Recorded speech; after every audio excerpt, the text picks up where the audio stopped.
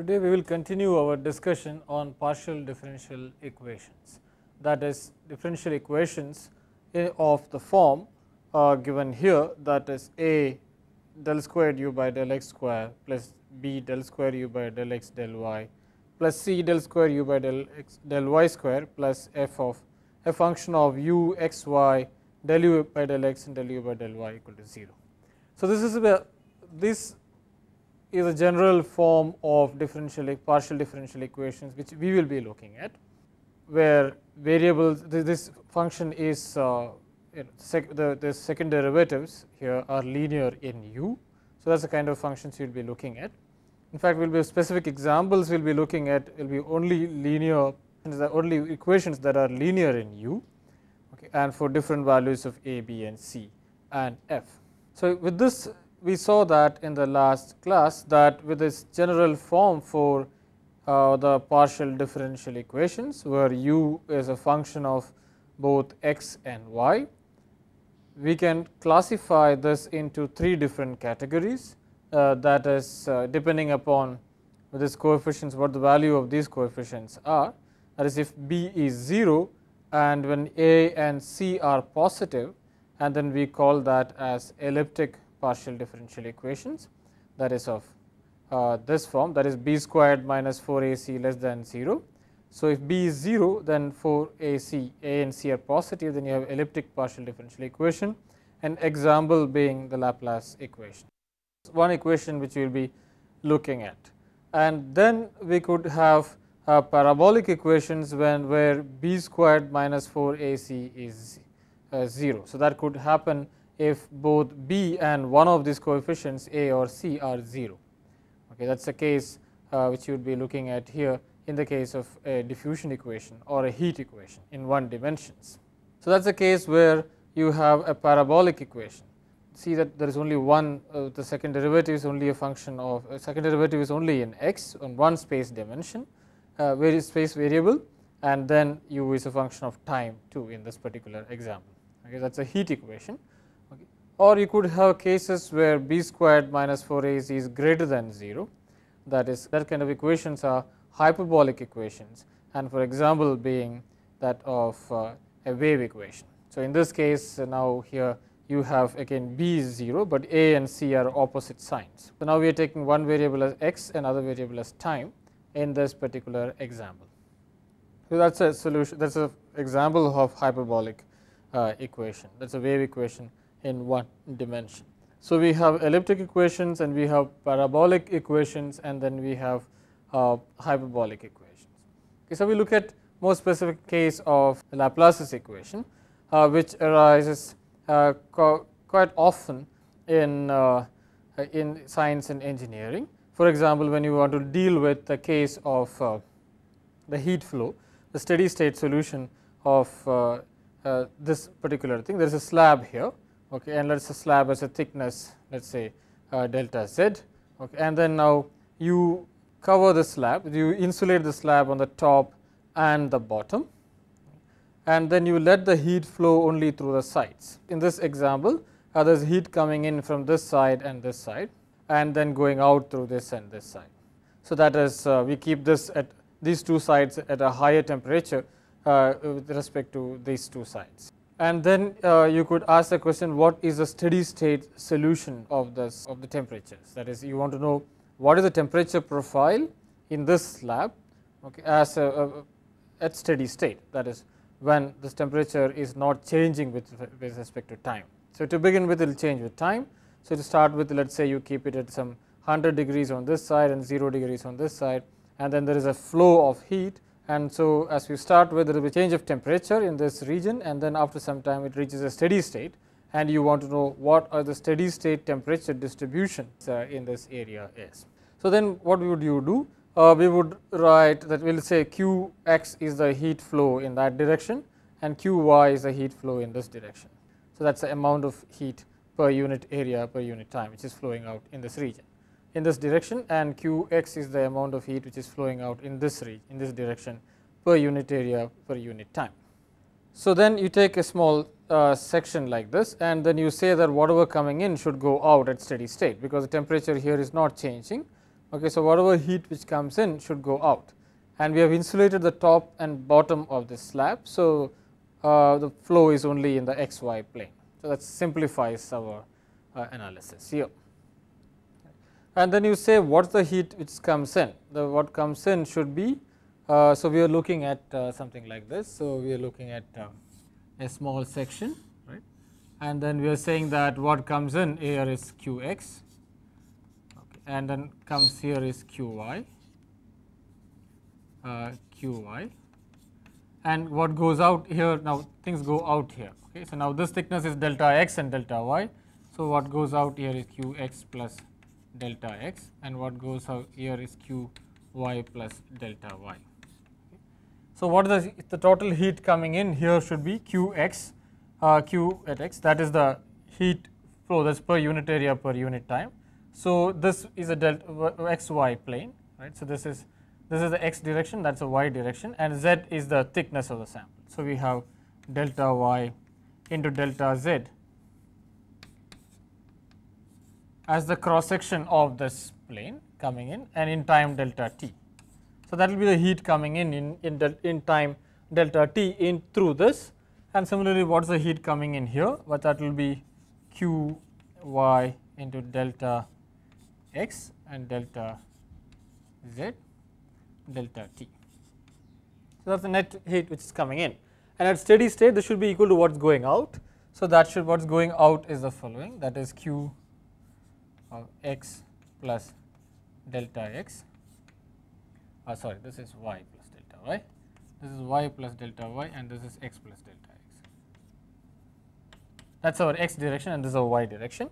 So Qx plus delta x into delta y delta z delta t, that is the heat going out there, and the heat going out here, sorry, heat going out here and the heat going out there would be q y plus delta y into delta x delta z delta t. So that will be the heat which is going out.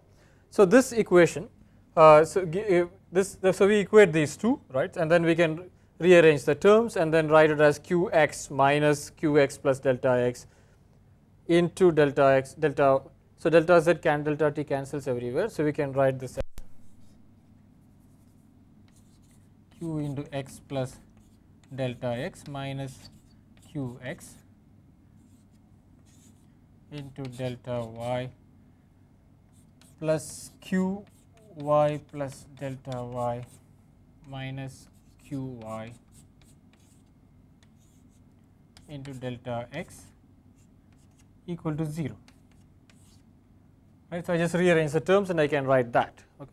And from this, so I can write this, then from here I can write this as Qx plus delta x minus Qy, dividing the whole thing by delta x into delta y.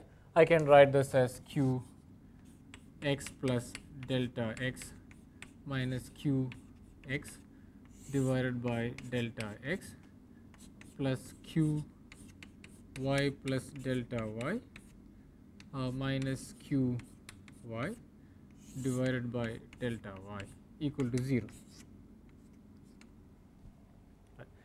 So now remember, this is the definition of the forward difference for the first derivative. Okay, so when you replace the first derivative by the forward difference method, this is the definition of the forward difference. So you can write this as del q by del x, and then that's del q by del y equal to 0. That is what we get here. Well, remember, q is the heat flux, that is the quantity of heat which flows in per unit area per unit time. So that is what the q is. So now in this case, because now what we remember what we are looking at is an example of an elliptic partial differential equation. So this is one case where that arises. So now we have written this equation for the heat flow in terms of the problem of the heat flow on a slab in the xy plane in terms of the currents, the heat currents. Okay, now we want to write this in terms of the temperature. Okay, so what we have done so far is to just say that what is the net heat coming in, that is Qx into delta y into delta z into delta t, that is basically this this heat current multiplied by this cross sectional area here multiplied by time, and similarly whatever coming in here, this QY, the current multiplied by the cross sectional area multiplied by time.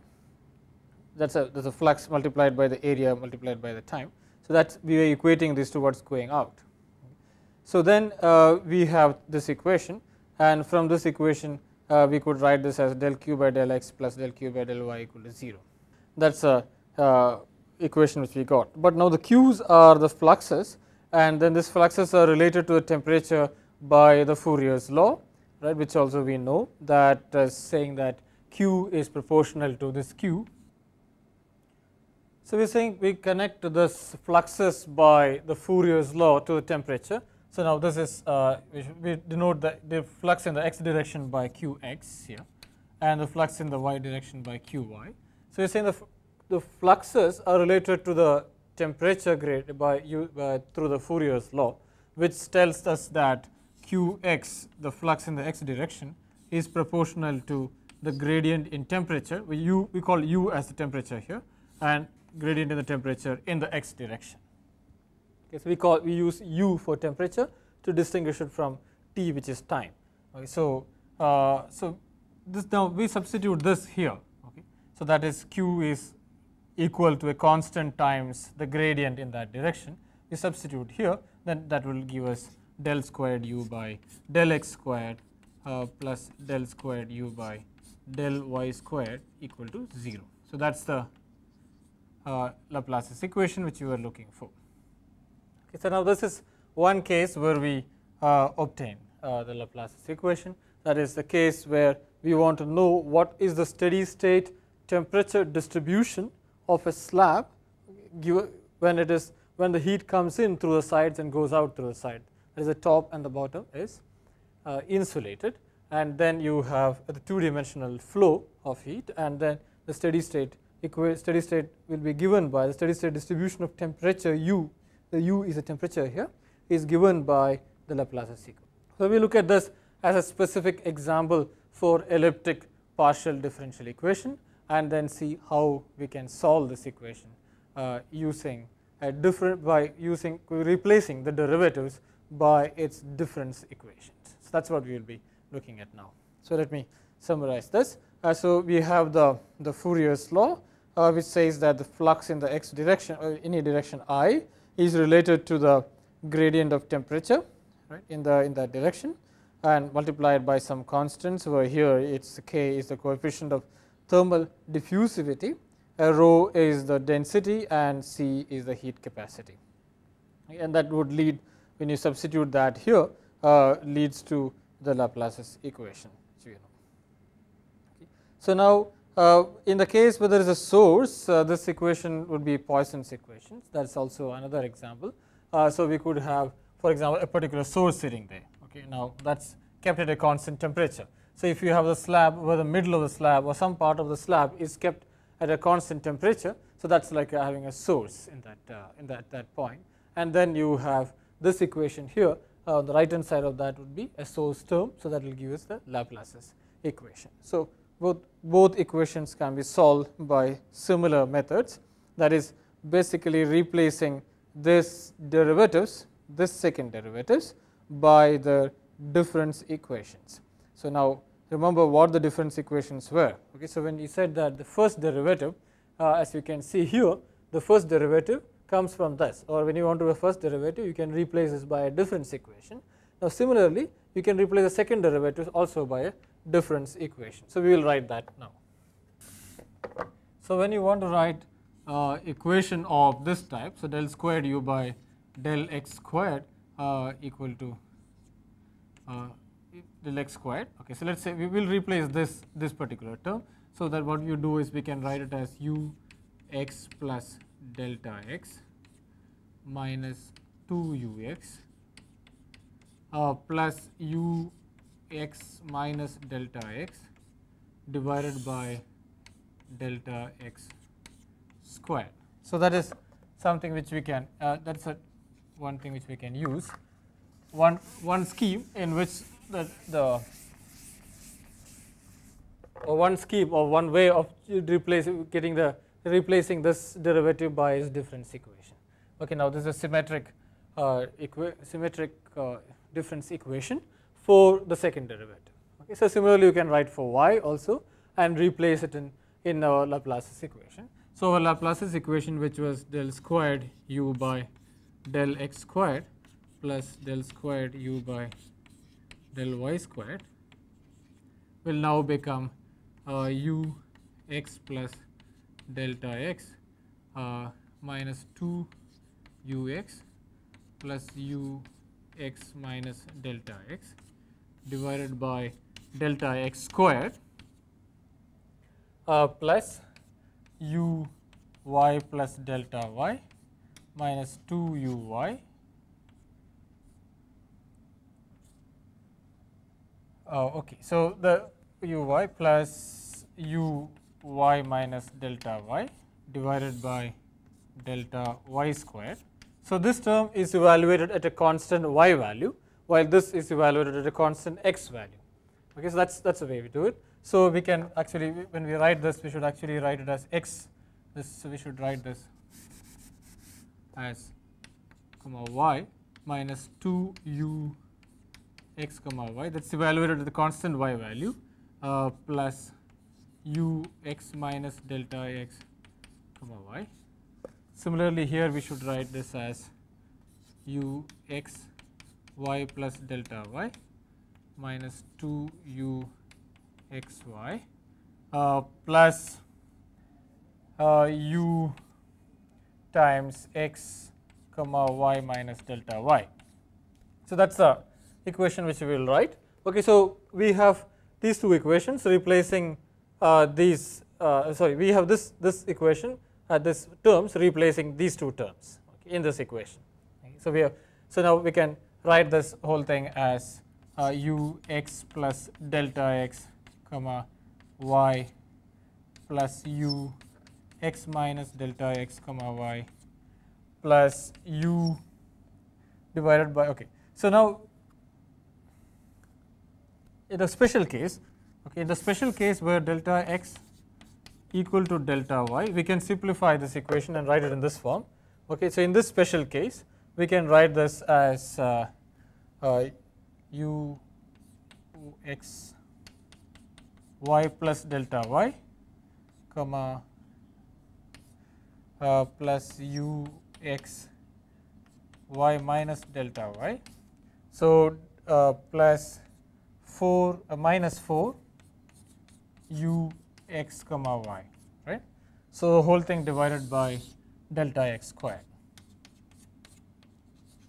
Okay, so this equation in the special case where delta x and delta y are the same, that is, we are going to replace all this derivatives by its difference equation.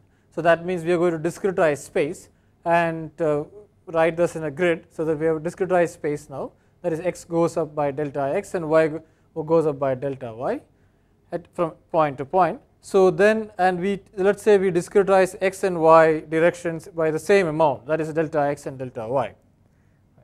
So by this what I mean is that you take a piece like this, right, and you want to know now, for example, the heat distribution, the temperature distribution inside this. Then what we do is we actually make a grid here, right?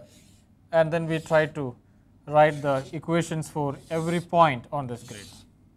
Okay, so we write this grid and we write equations for every point on this grid. So now if this spacing and this spacing are the same, we take a square grid and we take this spacing and this spacing to be the same, and then we can simplify this equation to, if you use this, we can simplify this equation to this form. So now what's the advantage of doing this is that now we know that every point is separated by equal distance, and then I can replace all this by an index, okay, both x and points by an index, and write this in a much more simple form. So this is the basic idea. So that as we replace this equation by its difference equation, now this equal to 0 is the equation which we have to solve. Okay. So now let me summarize that once again here. So we have the equation. So with the second derivative in that direction. Now notice that I have replaced them by indices. Okay. So indices in this case, and again that is I is my x index and j is my y index. Okay, so I am going to say that this each point is now represented by an ij. Okay, so each point on this vertex is now I comma j. Okay, so I goes up in that direction and j goes up in this direction. So that's what this is. Okay, and then you have the equation as x minus delta x is now I minus 1 and x plus delta x is I plus 1, okay, and x y is ij. And then I can write this equation in this form, that ui minus 1 j minus 2 uij plus ui plus 1 j and by delta x square, and then uij minus 1 minus 2 uij plus uij plus 1 by delta y square equal to 0 as my Laplace's equation now. So then this equation now is valid for every point on this lattice, right. So when I write this equation now in the index form, okay, and then that is valid at every point on this lattice. Okay. So I have to solve that equation. So if I have an n by n lattices here, so n by n grid, okay, then I have n into n equations to solve, okay, in this particular case. Okay, so every point I and j I have an equation. So you will have n into n equations to solve to get this solution. Okay, so we will write that down specifically. So we choose this particular simplification, that is delta x is equal to delta y, okay, and to write this in a much more simple form which we just now saw. Okay, and then you can write the equations now as in the index form as u I j, so ui plus 1 comma j plus ui minus 1 comma j plus ui comma j plus 1 plus ui comma j minus 1. Okay, so I repeat this, ui plus 1 j, ui minus 1 j, so that's x plus delta x minus delta x, and y plus delta x or delta y and y minus delta y, and that's equal minus 4 times uij equal to 0. Okay, that's our equation. That's the equation which we have to solve. Okay, and now this for every I, so I going from 1 to n and j going from 1 to n. Okay, we have to solve that. Okay.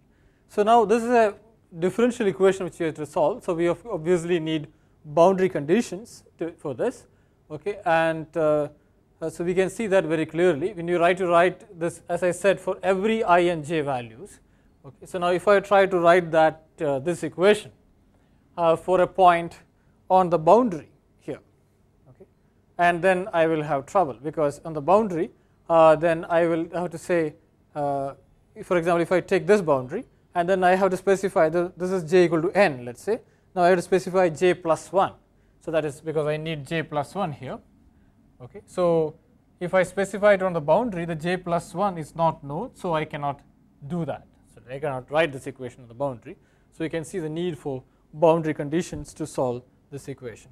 So how do we put in the boundary conditions? So that's also we will see now. So let's take a small grid and then write this down explicitly. So we have a let's say we have a grid like this here. So we make a grid of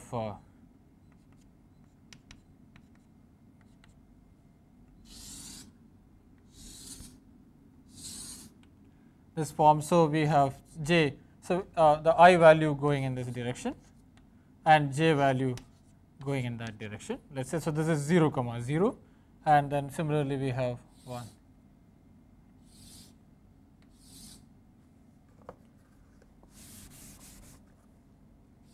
Okay, so we have a grid like this, and then we put on this grid the points, that is, this is 0 comma 0, so this is 0, 1, 2, 3, 4, and this is 0, this is 1, 2, 3, 4. Okay, so we have a grid, some grid like that. Okay, and now we want to solve equations for every point on this grid. So if I want to write the equation here, right, so then that is now 2 comma 2. So this point is 2 comma 2, right? So that's what this point is.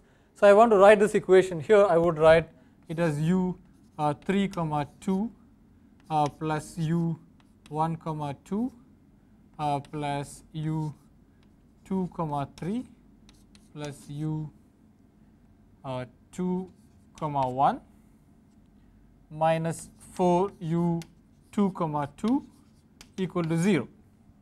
So that's the equation I would write for this point. Okay. And now if I want to write for, let's say, this point, that is now 2 comma 0. Okay. Now if I want to write for this point, I can see that I will have, so this is for 2 comma 2. Now for 2 comma 0, that is I is 0, I is 2, j is 0, and then I have to write it as 3 comma 0 plus u, I will have 1 comma 2 plus u 2 comma 3, 2 comma 1, j is 0, plus u 2 comma minus 1 plus minus 4 u 2 comma 0 equal to 0. Okay, so now we can see that this point we don't know what it is. Okay, so obviously we cannot write equations on the boundary nodes as easily as the interior nodes. Okay, so this scheme differentiates the boundary nodes and the interior nodes. So something has to be done to actually specify the points there. Okay, so now there are two ways of doing this. Okay, now these points are specified by the boundary conditions. Okay, so if you want to write this equations at the boundary, okay, and then you need special conditions. Okay. So there are two ways of doing this. One is that we don't write the equations at the boundary because the boundary conditions specify what is the value of u at the boundary is. Okay, so in our example of temperature distribution, it is specified what is the temperature at this boundary nodes are. That's one case. Another case is that we don't know what the temperature that there is, but we know what the derivative of the temperature at that boundary are. So there are two specific examples which we should be looking at. So let's look at the first example where we have the boundary conditions specified in terms of the temperature there. Okay, so we are given the temperature at these boundary points. Okay, so that is, so now we look at the example. So let's say we have kept this at 75 degrees here, and then this is at 50 degrees, and we say this is kept at 100 degrees and this is kept at 0 degrees. So that is u equal to 50, u equal to 100, u equal to 75, and u equal to 0. Okay, so now that's the starting condition. That's the condition which we have given. Okay, so we maintain this four boundaries at. Okay, so we maintain these 4 boundaries at the specific temperatures given. Okay, and then we want to find out what's the temperature distribution inside is at steady state. Okay, that is solve this equation with this boundary condition. Okay, so now obviously I don't have to write this because I know that the solution for 2, 0 is now that u 2 comma 0 is 75. I know that.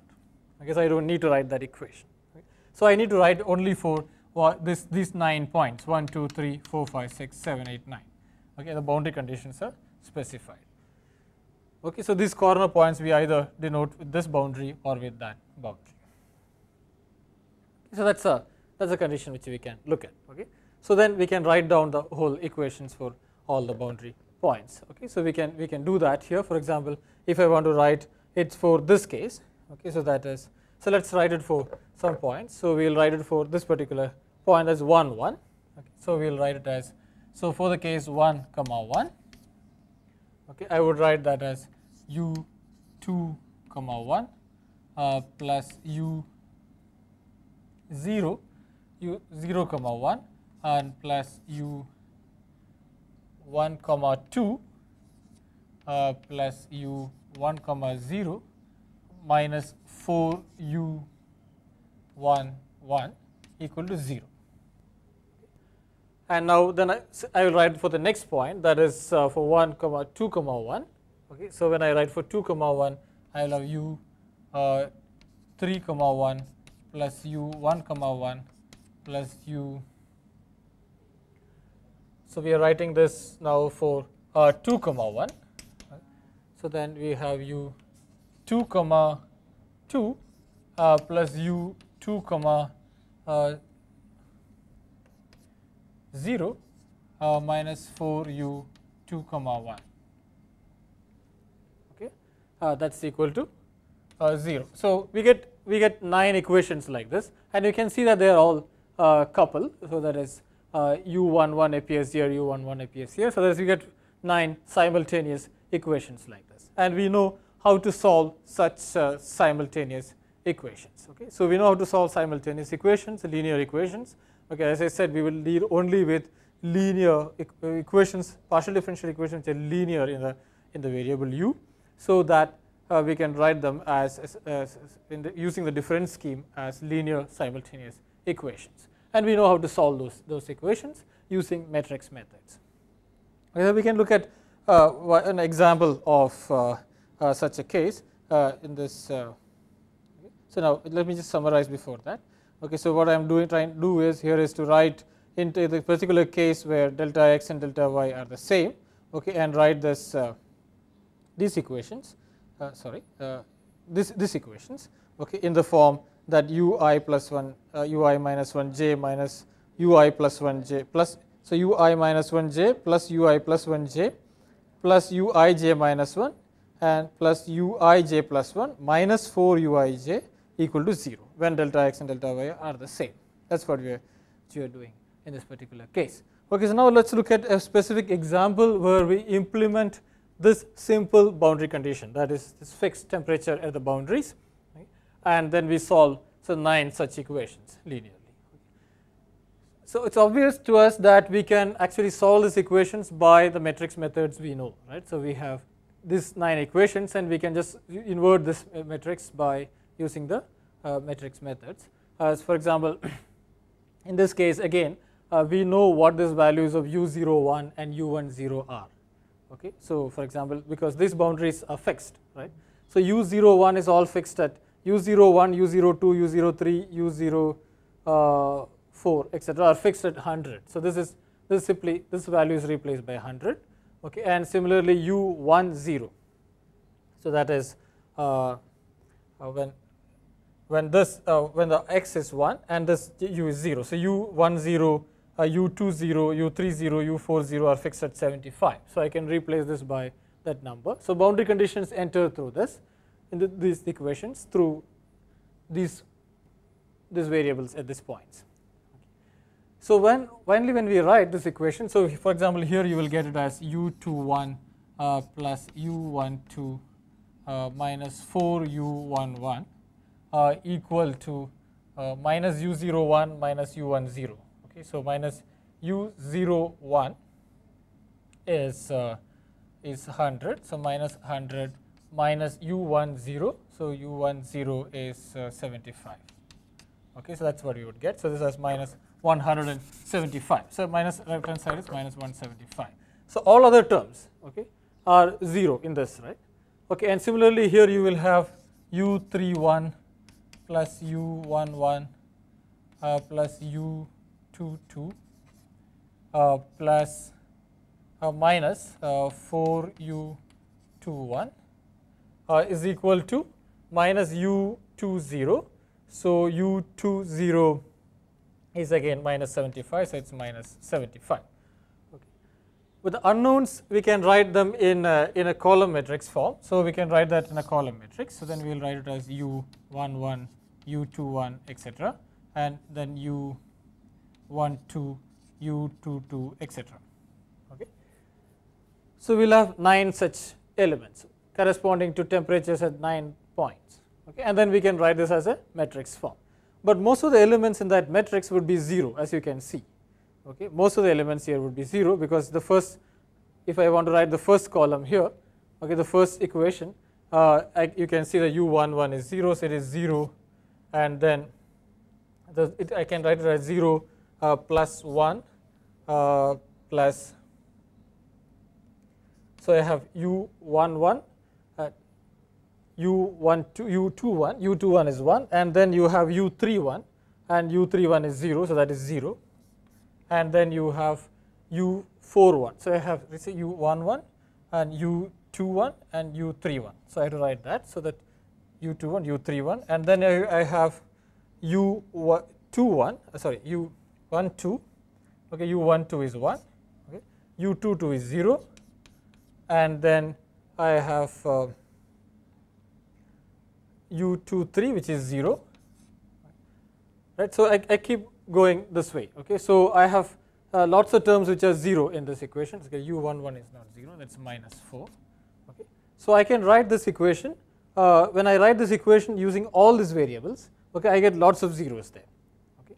And then so in my matrix equation we'll have most of the elements as 0, okay. Such matrices are known as sparse matrices, okay. So using a inversion scheme, okay, to solve such matrices, matrix equations where most of the elements are 0 is not very advantageous, okay. So let me summarize this once again by writing it like here, okay. So what I want to do is to write, what I will be doing is when we write the equations, when we write this the differential equation in the difference equation form, okay, we would be writing things of this type, right. So we will write equations of this type, okay, one for every point on this lattice, okay, we will keep writing equations of this form, okay. Now these equations I can write in the following form, that is I can write it as let's say a11 u11 plus a12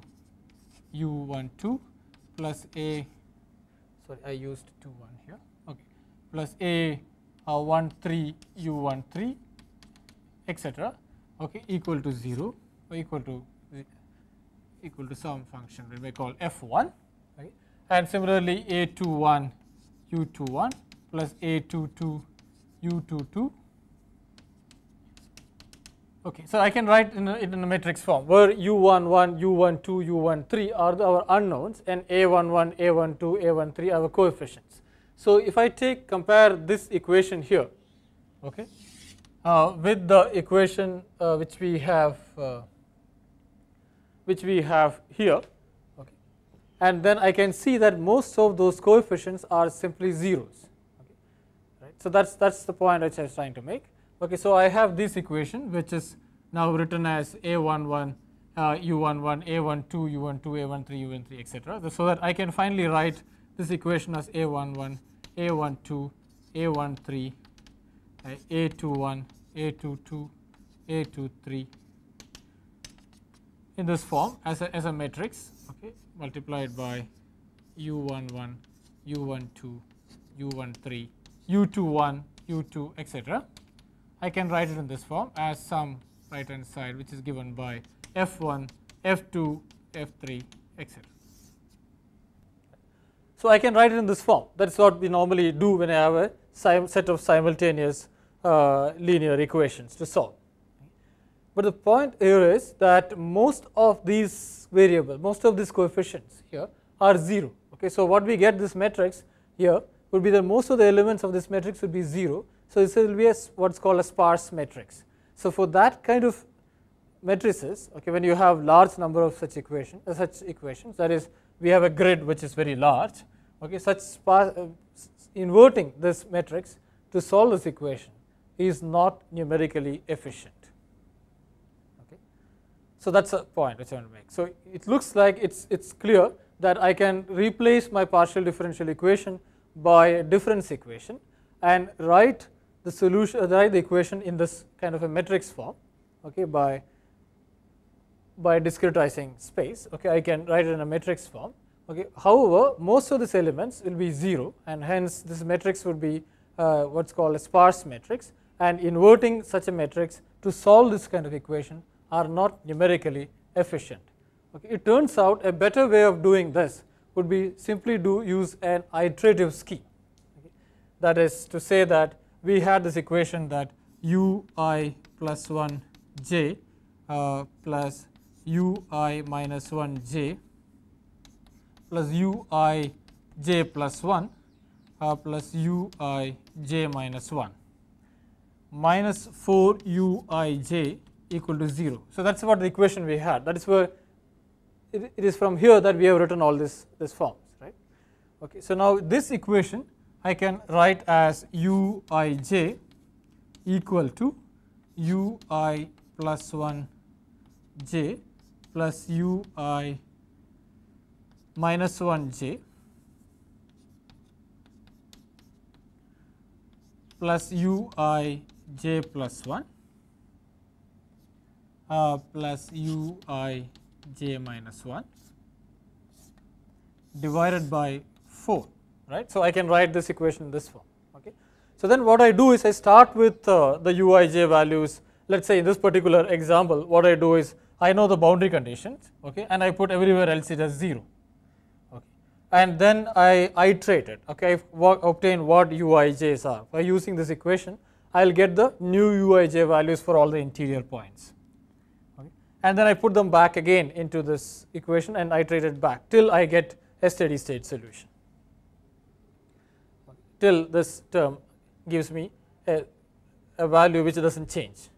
Okay, that is, so let me repeat this. So, instead of solving a sparse matrix like this, okay, the method which is normally used for solving elliptic partial differential equations is the following, that you write the equation in this form, that is you write this equation, this, for example, in the case not all elliptic partial differential equations, in the case of Laplace's equation, you can write the equation in this form as a difference equation, and then you say that I use this equation to compute uij values from my guess values of ui plus 1, ui minus 1, j plus 1 and j minus 1 values.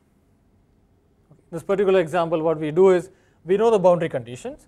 Okay, so we know that that my grid on my grid this boundary points are fixed at with different u values. Okay, and then I can write.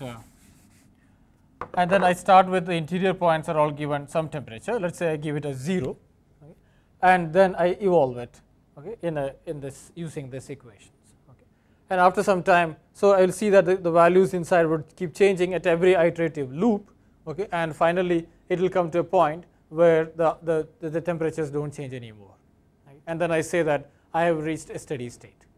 So that's the kind of equation which we will look at now. So we look at one example of this now. So here is a program which does this thing. Okay, so I have fixed my boundary conditions. So let's see what we have fixed my boundary conditions as 75, 50, 100, and 0.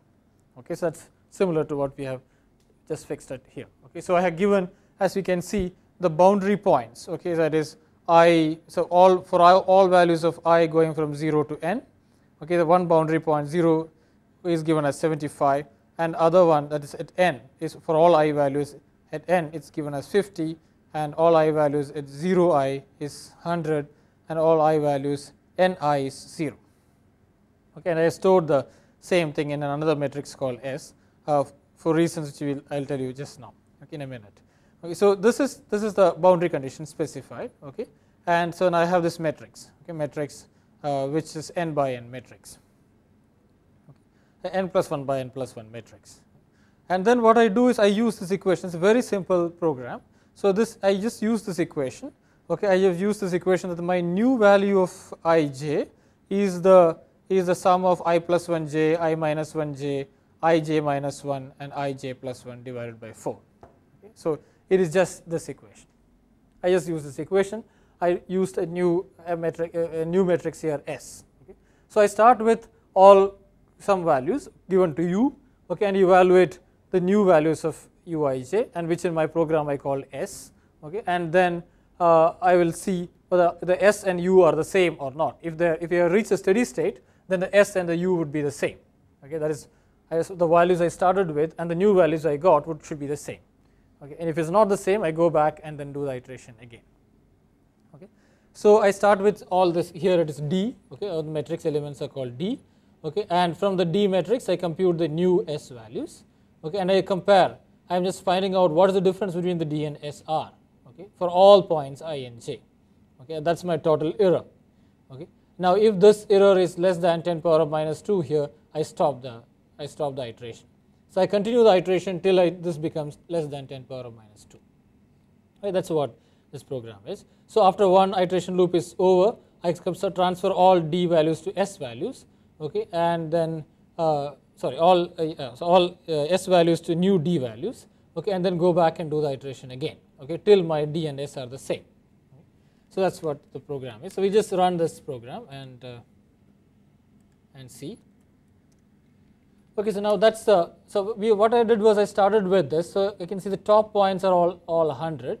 Okay, and the side, this side is 75, bottom is say 0, and this side is 50. That's what my boundary condition is. Okay, and I had started with every point as 0 in the interior point as 0. So now this is after one iteration.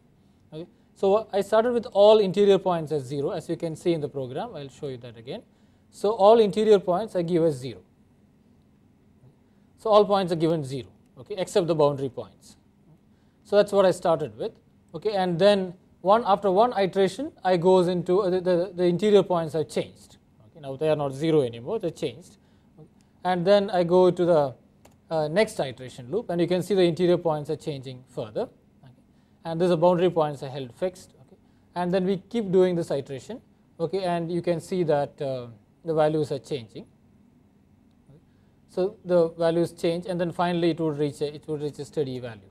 Okay, so then after that it doesn't change anymore. Now you can see that it doesn't change very much. Okay, so it has reached kind of a steady value. Okay, so when it reaches a steady value, this program should come out. Okay, so that's what I'm trying to do. Okay, so it runs for many loops, and then you can see that the temperature now is decreasing continuously from here to here. Okay, and similarly it goes from 75 to 50 as it goes across here. So that's this method. It's just so now it's come out. Once it has reached a steady value, it has come out here. Okay, I'm printing only one decimal point here, but the calculation actually keeps it at many decimal points. Okay, now this is a very simple program in which I use this method. Okay, this method of iterative thing. So this is called the method of over relaxation. Okay, so that is, it's a kind of relaxation scheme. That is, you have some boundary points specified, and then you start with some interior value, which is, let's say, put equal to 0. Okay, and then you let the whole system relax to its equilibrium value, such steady state value. Okay, so that's what it's done here. So every time you compute from the using the equation, the derivative equation, using the derivatives, the new values which it can obtain there at that point. Okay, and continue that till all your second derivatives in this equation has vanished. Okay, that's a method of over relaxation. And I should warn you that not all elliptic partial differential equations can be solved using this. In some cases, for example, this may not go into this may get into a kind of unstable situation. In that cases, what you do is to use this equation to get the new value of uij. So let me call this as Sij here instead of uij. Okay, I call it Sij. Okay, and I say that my new uij is actually, I would say that my new uij values are my old uij values. So let me call this new as my old uij values, which is uij itself. Okay, times some number alpha plus 1 minus alpha times Sij. Okay, so I compute the new Sij values from my old values, okay, using this equation, but I don't use all of it as for the next uij values. I mix them with the old and the new, okay, with some parameter alpha. So in the limit where alpha goes to 0, it's this relaxation scheme. Otherwise, it's something slightly different. Okay, so now, in the limit alpha going to 0, it's called method of over relaxation. Okay, where we are taking the new value as the one which is obtained from this equation straight away. Okay, or we could in cases where that is unstable, it is not going to a steady state, you could achieve better numerical result by mixing the old and the new value with some parameter alpha, and the alpha you tune according to your equation, okay, according to stability which you obtain. Okay, now that's called a method of relaxation, and then when alpha equal to 0, we call it a method of over relaxation. So now that's a case where we had the boundary conditions themselves were specified in terms of the u values at the boundary. Okay. So now, as I said, that this may not be always the case. Okay.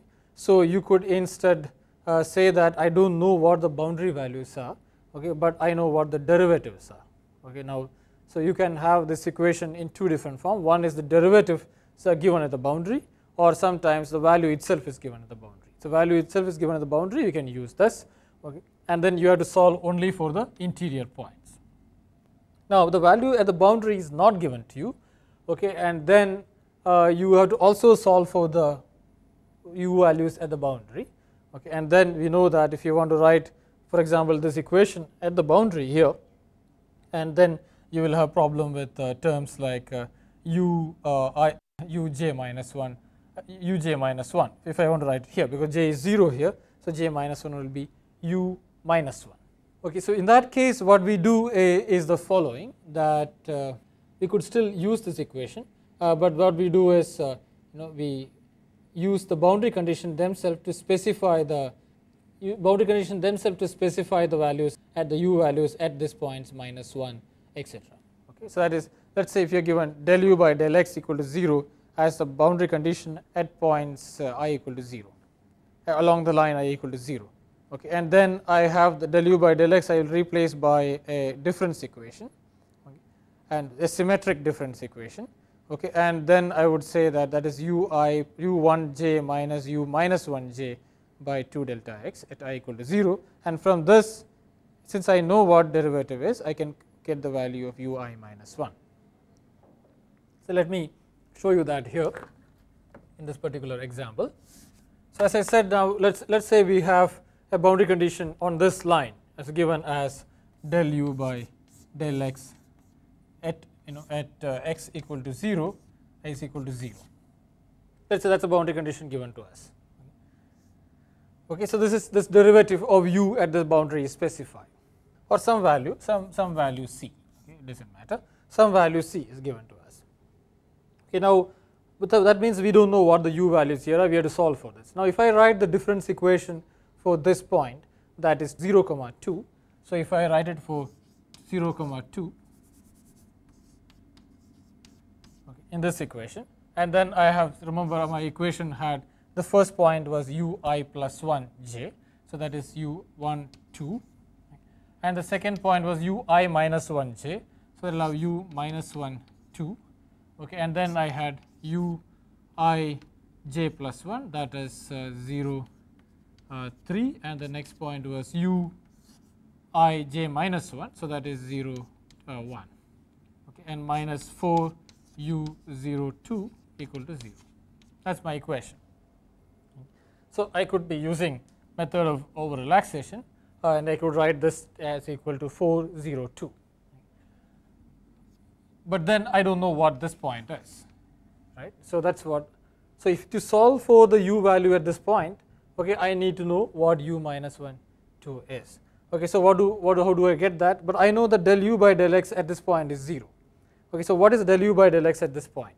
Okay, so I will write now del u by del x as u x, okay, so that is del ui by del x, I will write as ui plus 1 j minus ui minus 1 j divided by 2 delta x, whatever my delta x was. I can write it like that. Okay, now this is called the symmetric equation for symmetric difference equation for the first derivative, okay, where it's symmetric about I, that I plus 1 and I minus 1 divided by 2 delta x. So I can use this equation here, okay, and then I can from this, for example, for I equal to 0, okay, I could, and this equal to c, right? So for I equal to 0, I will get this as 2 1 comma j minus 2 minus 1 comma j as c times 2 delta x. Okay. So from this I can obtain ui minus 1 j for all j values, and I can substitute that here. Okay. So that's one way of doing it, and I can do this for all boundary points. Okay. So now that's a derivative boundary condition. Okay. So we see that you can either use boundary points themselves has been specified. Okay. So it use it. Okay. Or you could use boundary conditions given by. So when you want to solve this equation, you could either get the boundary points themselves, the boundary points specified as boundary conditions, then you solve this equation only for a set of interior points, or else you have the derivatives specified at that case. Okay, so if the boundary values are specified, then you solve only for the interior points. Okay, and you could use relaxation methods or you could use matrix methods to solve this equation, to solve for the temperature inside. Now, if the boundary is not specified and the boundary values of u are not specified, but its derivatives are specified, okay, and then you could use this equation, the difference equation for the derivative, to obtain these fictitious points which are outside this grid, okay, and then substitute them back into this equation. You could have even mixed boundaries, that is, you have derivatives specified at one point, okay, but the values specified at other points, okay, and then you would have to use a mixture of these two, and then you may have to solve for fictitious points, the boundary values here, using fictitious points beyond this, but only interior points on this side, etc. Okay. So that's a simple method of solving an elliptic equation, in this particular example the Laplace's equation, okay, for using this relaxation methods. Okay, so now next what we would be looking at is the heat equation, that as an example for parabolic differential equation. So we will be, the next class we will be looking at equations of this form, that is, when you want to look at what's the heat flow across a one-dimensional wire. Okay, so then we would have to solve equations of this form, and then how do we solve that equations is what we will be discussing in the next class.